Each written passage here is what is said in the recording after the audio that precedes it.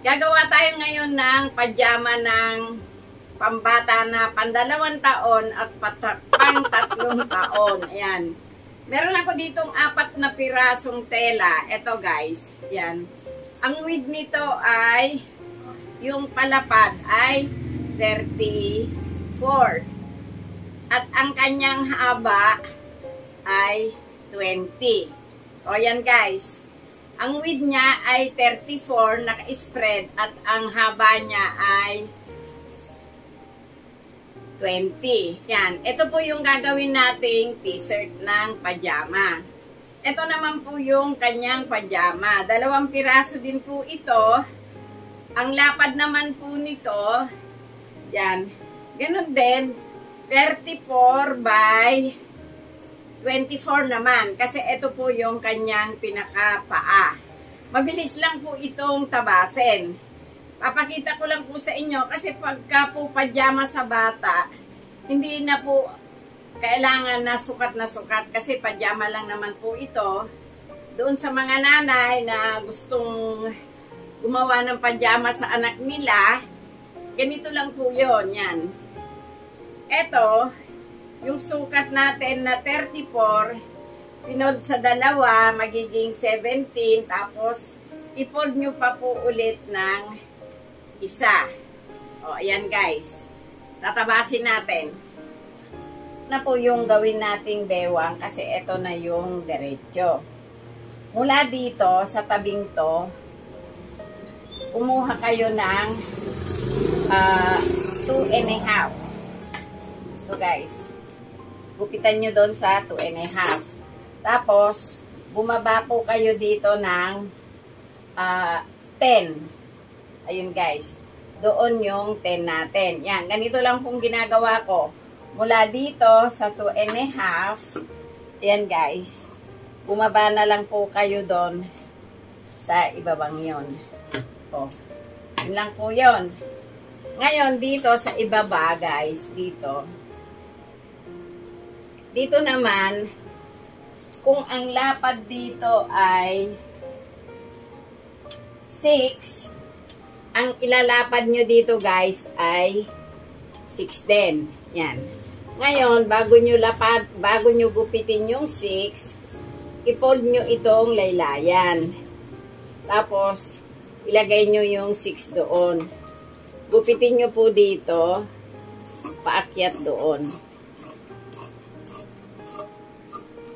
Oh, ito na yung pinaka-pajama natin guys. Doon na tayo sa pinaka-t-shirt niya. Oh guys, ito yung pinaka-t-shirt niya.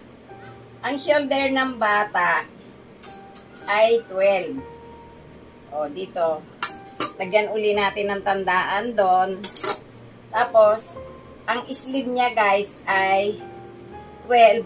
I-divide nyo sa 2 yung 12, kaya magiging 6. Ngayon, yung medida nyo dun sa 6 na yon, iganito nyo na lang po. Kasi itong pajamang to guys, wala itong sleeve. Ito ay semi-sando. O, yan. Ngayon guys, dito, magbawas tayo ng 1 inches. O, yon. Nagbawas kayo ng 1 inch doon, bumaba uli kayo dito ng 1 inch. O, ayan na siya guys. Ngayon, yung neck, eto, 2 inches. Lagyan nyo ng tandaan doon. Tapos, bumaba kayo ng 1.5 inch. O, back yan guys. Tanggalin natin yung isa. Natanggal na yung isa natin. Mula dito, sumukat kayo ng 2.5 inches. Etong 2.5 inches guys, iakyat nyo na siya doon. Oh. Ang gagamitin ko po dito ay piping lang. Yung bewang ng pajama natin, yan, 12, bali 24. Ngayon, etong ganitong garter guys, 2 inches to, hinahati ko ito. Pwede nyo pong hatiin yung 2 inches. O, yan. Tapos guys, eto, hawakan nyo dito, hatakin nyo ng, huwag masyado kasi yung bata baka hindi makahinga. Yan, hatakin nyo lang po ng nakarelax. O, yan. Konti lang po yung tatanggalin natin sa garter. Yan, hatakin nyo siya para makita nyo kung hanggang saan yung kinit ng inyong garter. O, tama lang po yung gupit natin. O, yan guys. Yung 1/4 na tela, 2 ternong pajama ang nakuha natin. At ang halaga nitong tela ko ay 36 pesos lang para sa 2 pajama. Kaya ang isang terno ay 18 pesos, pero ang benta ko po nito ay 65. O, tara guys, tatahiin na natin. O guys, ito yung pinaka-sando natin. Yan. Semi-sando kasi to. Tapos yung liig niya, in-aging ko na doon, in-aging ko dito. Tapos, in-straight machine ko. Pero nag-iwan ako dito ng ganito. Para daanan nung piping. Ito guys.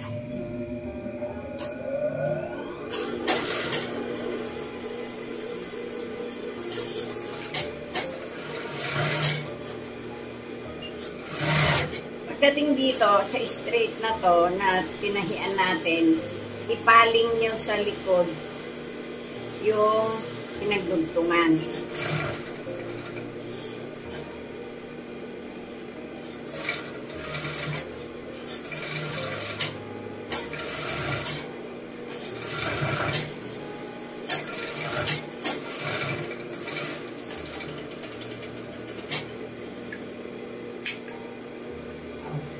Guys, o yan. Tapos dito sa manggas, idadaan na rin natin dito sa piping.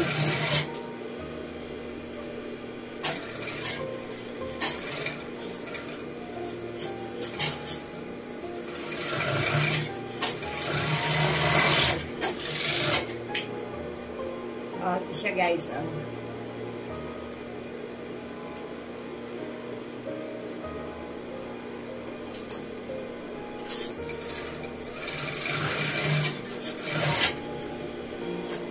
Dito, kung dito nyo pinaling kanina sa likod, pagdating dito, sa likod nyo din po ipaling.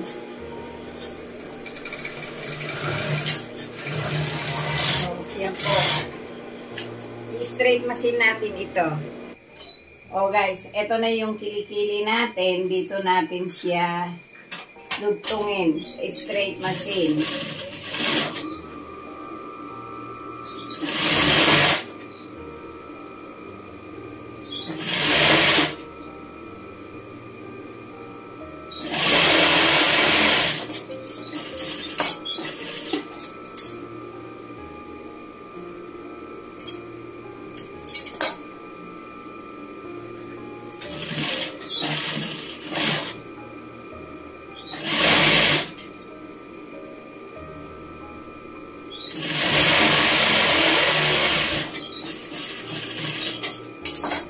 Yan, natugtong yung 2 tagliran. Ngayon dito, eto guys, balinsyaнаhin nyo muna ng konti. Sa karayagan tayo maglalak.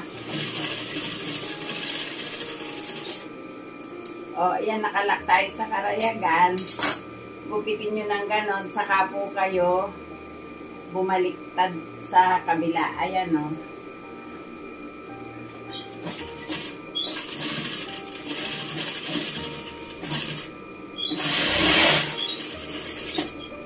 O, yan. I-edging ko po yung 2 tabi at yung laylayan. O, guys, na-edging na natin yung tagiliran. Tutupian muna natin.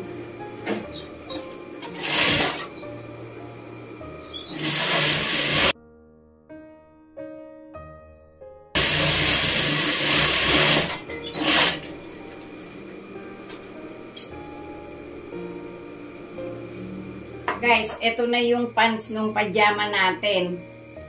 tinahian ko na siya dito ng overlock. Pero, i-straight machine pa rin po natin. Pag in-straight machine, i-fold nyo agad yung laylayan ng 1 inch. Tapos, diretso po kayo dito.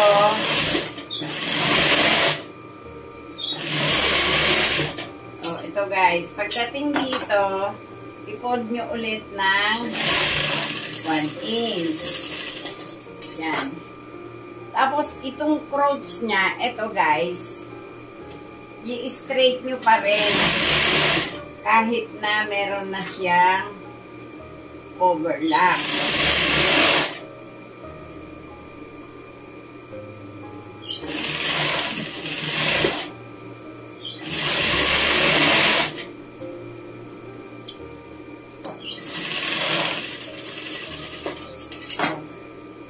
Baliktarin natin.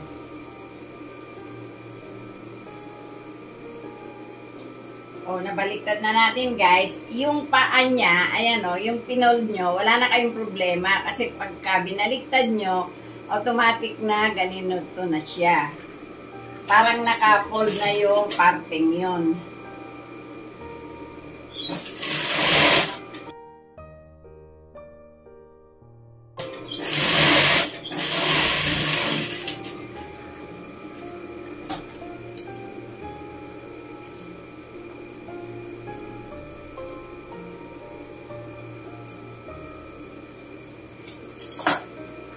Yan guys, tapos na natin yung crotch, tsaka yung paa.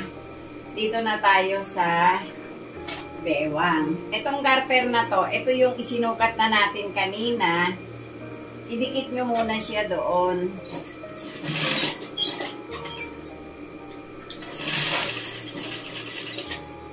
Yun guys, kunin nyo yung gitna ng garter, yan, ganyan.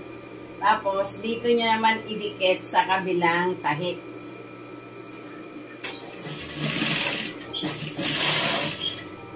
Pag naitahi nyo na doon, ganito lang guys, para pantay ang takbo mamaya ng garter nyo, itahi nyo na siya.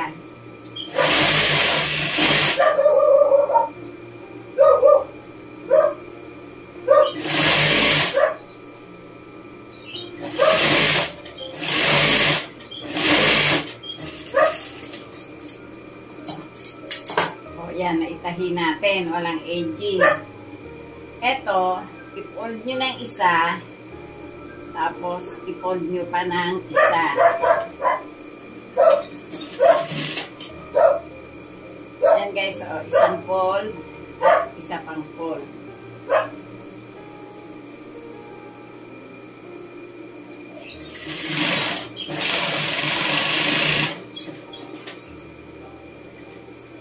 Pag hinila nyo yung garter, kailangan nakatusok ang inyong karayom.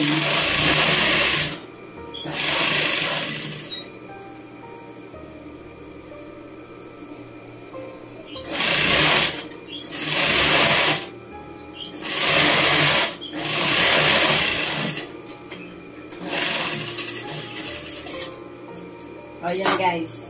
Tapos na yung pajama natin. Tatahiin ko lang yung isang terno.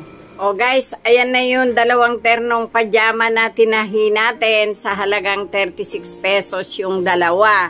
Yan, sana nagustuhan nyo yung ginawa ni Lola ngayon at huwag nyo namang kalimutan mag-subscribe para po doon sa susunod na pananahi natin.